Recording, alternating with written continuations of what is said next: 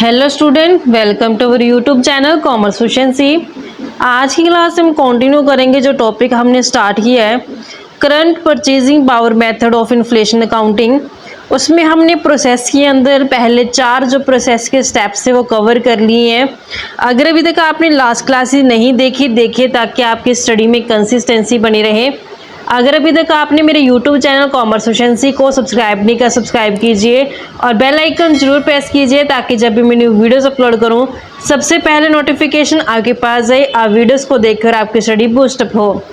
Cover करते हैं 5th step के अंदर cost of good sold and inventories, कि कैसे हम कॉस्ट ऑफ गुड सोल्ड और इन्वेंट्री को कैलकुलेट करते हैं। कि जो कॉस्ट ऑफ गुड सोल्ड होती है और जो वैल्यू होती है इन्वेंट्री की, ये डिपेंड करती है कि कौन सा मेथड अडोप्ट किया गया मटेरियल को इशू करने के लिए। 2 तरीके के मेथड होते हैं मटेरियल इशू करने के। एक तो होता है फीफो मेथड और दूसरा होता है लिफो मेथड। फीफो मेथड का मतलब क्या होता है? First in first out. LIFO method का मतलब होता है लास्ट इन फर्स्ट आउट। तो फीफो मेथड के अंदर जो इन्वेंट्री होती है फर्स्ट परचेज की, वो सबसे पहले इशू की जाती है प्रोडक्शन और सेल करने के लिए कस्टमर को। जबकि लिफो मेथड के अंदर क्या होता है कि जो इन्वेंट्री लास्ट में परचेज की जाती है ना, सबसे पहले उसे इशू किया जाता है प्रोडक्शन और सेल करने के लिए कस्टमर को। तो यहाँ पे मटेरियल इशू करने के 2 मेथड होते हैं, फीफो मेथड और लिफो मेथड। फीफो मेथड कहते हैं कि जो आपने पहले परचेज किए ना, पहले उसको सेल कर दो। लास्ट इन फर्स्ट आउट कहते हैं कि जो आपने लास्ट में परचेज किया उसको पहले सेल कर दो। इन दोनों ही मेथड के अंदर जो कॉस्ट ऑफ गुड सोल्ड आएगी वो डिफरेंट आएगी। डिफरेंट क्यों आएगी? क्योंकि हम जानते हैं कि जो कॉस्ट ऑफ गुड सोल्ड है इसका फॉर्मूला क्या होता है। Cost of good sold calculate करने का फॉर्मूला होता है कि जो ओपनिंग स्टॉक होते हैं, ओपनिंग स्टॉक प्लस जो परचेज होती है उसमें से माइनस कर देते हैं क्लोजिंग स्टॉक को, तो हमारे पास कॉस्ट ऑफ गुड सोल्ड आ जाती है। अभी यहाँ पे ओपनिंग स्टॉक और परचेज तक तो ठीक है, लेकिन जो क्लोजिंग स्टॉक होगा ना वो फीफो मेथड के अंदर अलग आएगा, लिफो मेथड के अंदर अलग आएगा। अब फीफो मेथड के अंदर क्लोजिंग स्टॉक क्या हो सकते हैं? तो सबसे पहले मैं आपको फीफो मेथड के अंदर क्लोजिंग स्टॉक कैलकुलेट करना बताती हूँ सिंपल सी लैंग्वेज में, कि कैसे क्लोजिंग स्टॉक आएगा। फीफो मेथड कहते हैं फर्स्ट इन फर्स्ट आउट, यानी कि जो पहले परचेज किया उसको पहले सेल कर दो। जैसे एग्जांपल के लिए मेरे पास स्टेटमेंट गिवन है कि इंफॉर्मेशन में हमने जो यहाँ पे डाटा गिवन है उसके बेस पे कंप्यूट करने हिस्टोरिकल और CPP adjusted cost of good sold भी लेने हैं फीफो मेथड के अंदर। ओपनिंग इन्वेंट्री 50,000, उस टाइम पे इंडेक्स है 100। फर्स्ट परचेज 50,000, इंडेक्स है 125। सेकंड परचेज 60,000, इंडेक्स है 150। क्लोजिंग इन्वेंट्री 70,000 और प्राइस इंडेक्स इस टाइम पे 200। अब हमने फीफो मेथड का यूज़ करके फाइंड आउट करने हैं कि हिस्टोरिकल और CPP adjusted cost of good sold कितनी बनती है। अभी हमने समझा था कॉस्ट ऑफ गुड सोल्ड को कैलकुलेट करने का फॉर्मूला होता है opening stock plus purchase minus closing stock. तो अब हम सबसे पहले ओपनिंग स्टॉक लेते हैं। हमने क्या करना है, हिस्टोरिकल कॉस्ट भी लेनी है और इसको कन्वर्ट कर देना है, कन्वर्जन फैक्टर भी लेंगे एक तरफ, और फिर कन्वर्टेड अमाउंट है जो यहाँ पे लिखी जाएगी। जो कन्वर्टेड अमाउंट आएगी वो यहाँ पे हम लिख देंगे, क्योंकि हमने सीपीपी और हिस्टोरिकल कॉस्ट दोनों बेस पे निकालनी है कॉस्ट ऑफ गुड सोल्ड। तो सबसे पहले हम क्या करते हैं, ओपनिंग स्टॉक लेते हैं। ओपनिंग स्टॉक हमें स्टेटमेंट के अंदर गिवन है अमाउंट 50,000 से, तो हिस्टोरिकल कॉस्ट कितना है इसका? 50,000 है। अब जब ये 50,000 स्टॉक है उस टाइम पे जो इंडेक्स गिवन है हमारे पास वो है 100। अब हमने इसको कन्वर्ट अगर करें, किस में कन्वर्ट करेंगे? जो करंट में हमारे पास प्राइस इंडेक्स होगा, सबसे लास्ट में हमारे पास प्राइस इंडेक्स है 200, तो हमने सारे के सारे ये आइटम को 200 इंडेक्स के अंदर कन्वर्ट कर देना है। तो 50,000 100 के हिसाब से 200 के हिसाब से इसको कैलकुलेट कर लेंगे। तो 50,000 को हम कन्वर्जन फैक्टर अगर कैलकुलेट करें तो कैसे कैलकुलेट करते हैं कि करंट में इंडेक्स नंबर कितने 200, जब ये ओपनिंग स्टॉक है उस टाइम पे इंडेक्स नंबर है 100। तो इस तरीके से हमने कन्वर्जन फैक्टर है जो कैलकुलेट करना होता है। 50,000 इंटू 200 डिवाइड बाई 100 करेंगे तो 1 लाख रुपये हमारी कन्वर्टेड अमाउंट आ जाएगी। ओपनिंग स्टॉक में प्लस करते होते हैं हम परचेज को, ऐड करेंगे परचेज। तो यहाँ पे मेरे पास परचेज दो है, एक तो 50,000 की, दूसरी है 60,000 की। 50,000 की टाइम पे इंडेक्स 125 है, 60,000 के टाइम पे 150 है जो इंडेक्स है। तो फर्स्ट परचेज जो मेरे पास गिवन है अमाउंट उसका 50,000। तो कन्वर्जन फैक्टर मैं कैसे कैलकुलेट करूं? करंट में मेरे पास जो प्राइस इंडेक्स है वो 200 है। तो जब ये फर्स्ट परचेज की गई है उस टाइम पे इंडेक्स है 125, तो ये 80,000 मेरे पास कन्वर्टेड अमाउंट आ जाएगी। ऐसे ही सेकंड परचेज मेरे पास अमाउंट है 60,000 रुपीज़ से। 60,000 की मेरे पास सेकंड परचेज है, तो इस टाइम पे मेरे पास इंडेक्स है 150। तो करंट में कितना प्राइस इंडेक्स है और जब ये सेकंड परचेज की गई उस टाइम पे कितना प्राइस इंडेक्स है। तो कन्वर्जन फैक्टर आ जाएगा 60,000 मल्टीपल 200 डिवाइड बाई 150 करेंगे तो अमाउंट आएगा 80,000 रुपीज़ से। अब हम ओपनिंग स्टॉक प्लस परचेज करते हैं तो हमारे पास 50,000, 50,000 और 60,000 1,60,000 बनते हैं। ये तो हमारे पास हिस्टोरिकल कॉस्ट के बेस पे है। जो कन्वर्टेड अमाउंट है 1,80,000, 80,000 तो 2,60,000 मेरे पास बनती है कन्वर्टेड अमाउंट। तो कॉस्ट ऑफ गुड सोल्ड का फॉर्मूला है ओपनिंग स्टॉक प्लस परचेज, यहाँ तक हो गया। इसमें से माइनस करते हैं क्लोजिंग स्टॉक। अब क्लोजिंग स्टॉक के ऊपर इफेक्ट पड़ेगा किस चीज़ का, कि क्या मेथड है मटेरियल को इश्यू करने का। जो यहाँ पे मेथड यूज़ किया गया फिफो। तो फिफो मेथड का मतलब क्या होता है? फर्स्ट इन फर्स्ट आउट, यानी कि जो मैं पहले परचेज करूँगी पहले उसको सेल करूँगी। अब मेरे पास जो ये 70,000 क्लोजिंग स्टॉक है, तो ये स्टॉक किस में से बचा होगा? क्या ये फर्स्ट परचेज में से बचेगा या फिर सेकंड परचेज में से बचेगा? जो ये 70,000 क्लोजिंग स्टॉक है मेरे पास, तो यहाँ से मुझे मेथड से पता चल जाएगा कि ये कहाँ से बचेगा। First in first out. First in मतलब क्या कि जो मैंने पहले परचेज किया, फर्स्ट आउट मतलब कि पहले उसको सेल कर दो, यानी कि जो मैंने फर्स्ट परचेज की होगी इसको मैंने पहले सेल किया होगा। तो ऑब्वियस है कि क्लोजिंग स्टॉक किस में से बचेगा? सेकंड परचेज में से। लेकिन क्लोजिंग स्टॉक कितना? 70,000 का। तो 60,000 सेकंड परचेज है, तो फर्स्ट परचेज में से कितना होगा? 10,000। तो टोटल 70,000 तभी कंप्लीट होगा ना। अगर मैं आपको बिल्कुल सिंपल सी लैंग्वेज में समझाऊं तो कैसे समझ सकते हैं कि जो फर्स्ट परचेज की गई है ना वो है 50,000 से, और जो सेकंड परचेज की गई है वो कितने से की गई? 60,000 से। First purchase 50,000, second purchase 60,000। अब मेथड कौन सा मेरे पास? First in first out. First in मतलब कि जो मैंने पहले परचेज किया ना, फर्स्ट आउट मतलब कि मैं उसको पहले सेल करूं। तो मैंने पहली परचेज 50,000 परचेज किया, तो मैं सबसे पहले क्या करूंगी? इसको सेल करूंगी, उसके बाद मैं सेकंड परचेज जो की है उसको सेल कर सकती हैं। तो अब मेरे पास इंफॉर्मेशन कहते हैं कि मेरे पास 70,000 का तो क्या बच गया? क्लोजिंग इन्वेंट्री बचे है।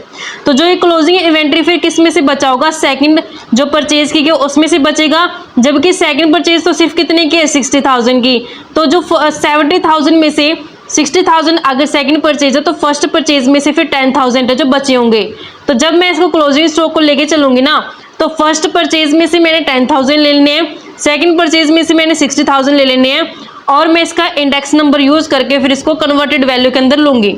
तो सेकंड परचेज में 60,000, फर्स्ट परचेज में मेरे पास 10,000 है। तो जब हम माइनस करेंगे इसमें से क्लोजिंग इन्वेंट्री को, क्लोजिंग इन्वेंट्री में मेरे पास जो क्लोजिंग में इन्वेंट्री बचा है वो एक सेकंड परचेज से बचा है। सेकंड परचेज टोटल कितने की थी? 60,000 की।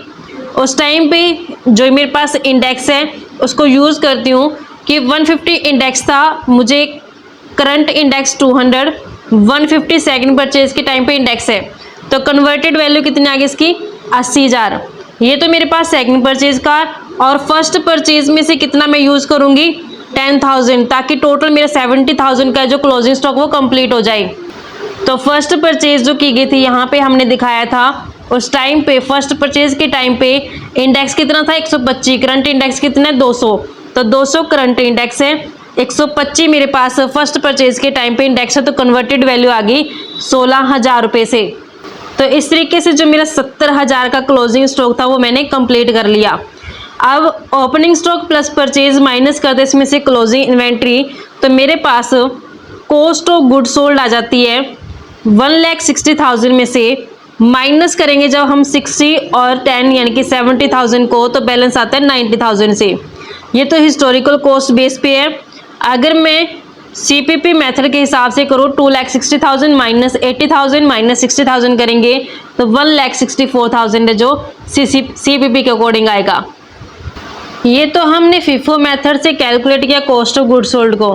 अगर हम LIFO मेथड से कैलकुलेट करें तो कैसे होगा, तो स्टेटमेंट देखते हैं कि 1 अप्रैल 2018 का यानी कि ओपनिंग इन्वेंट्री मेरे पास 8,000 है।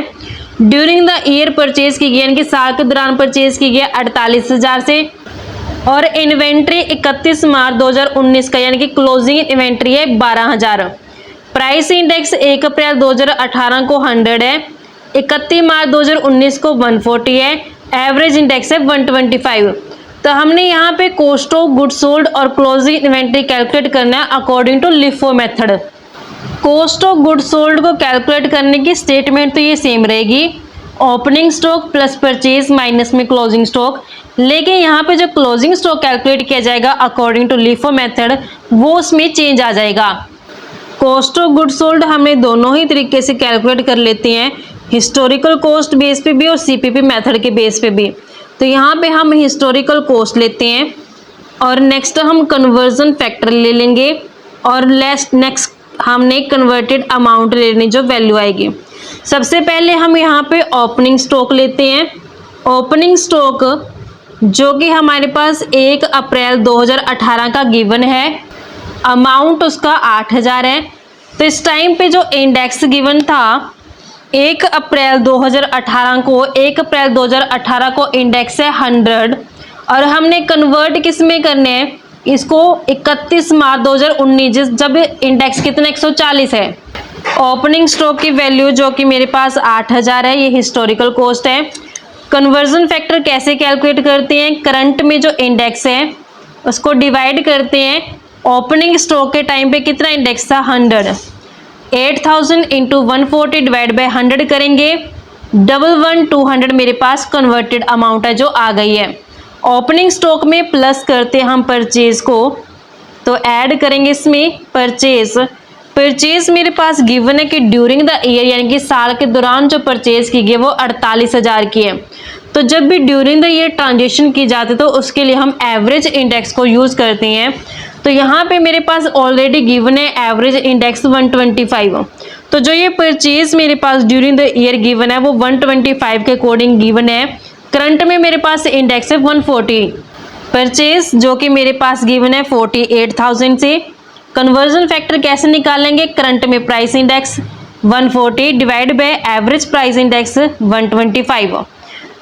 48,000 140 मल्टीपल करेंगे और 125 से डिवाइड करेंगे तो 53,760 मेरे पास कन्वर्टेड अमाउंट आ जाएगा। ओपनिंग स्टॉक प्लस परचेज करते हैं तो मेरे पास यहाँ पे हिस्टोरिकल वैल्यू आती है इसकी 56,000 और CPP के अकॉर्डिंग वैल्यू आती है 64,960। अब इसमें से माइनस करते होते हैं हम क्लोजिंग इन्वेंट्री को। क्लोजिंग इन्वेंट्री अब हमें ध्यान रखना पड़ेगा कि यहाँ पे क्लोजिंग इन्वेंट्री कैसे आएगा, क्योंकि मेथड के अकॉर्डिंग क्लोजिंग इन्वेंट्री कैलकुलेट करने का तरीका चेंज हो जाता है। ये मेथड है मेरे पास LIFO, जिसका फुल फॉर्म क्या है, last in first out. Last in मतलब क्या है कि जो मैंने लास्ट में परचेज किया है, फर्स्ट आउट का मतलब क्या है कि मैंने उसे पहले सेल कर दूं।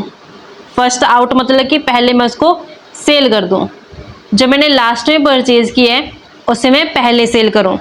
तो अब मेरे पास क्लोजिंग इन्वेंट्री मेरे पास 12,000 जो गिवन है, तो अब ये 12,000 किस में से बचा होगा, क्या ये ओपनिंग में से बचेगा या फिर परचेज में से बचेगा। ये मेथड कौन सा है, LIFO, मतलब जो मैंने लास्ट में परचेज किया है उसको मैं पहले सेल कर दूं।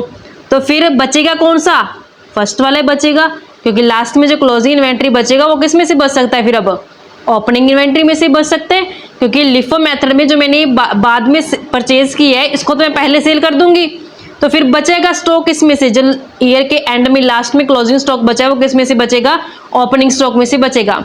अब मैंने देखा कि जो क्लोजिंग इन्वेंट्री है ना, क्लोजिंग इन्वेंट्री कितना बचा है, 12,000 बचा है। अब जो ये 12,000 बचे, मैं इसको कैसे पूरा कर सकती हूँ कि मुझे इंफॉर्मेशन गिवन है कि जो ओपनिंग इन्वेंट्री वो तो 8,000 के है और जो परचेज की गई वो 48,000 की है। मेथड को ध्यान रखना कि लिफो मेथड है, last in first out, last में जो परचेज किया उसको मैं पहले सेल करूंगी।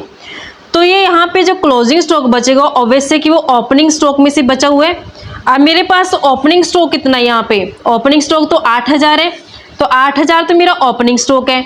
फिर टोटल 12,000 मुझे कंप्लीट करना है, तो 4,000 स्टॉक किस में से बचा होगा, परचेज में से बचा होगा, जो कि परचेज कितने की थी ड्यूरिंग द ईयर, मैंने 48,000 की थी।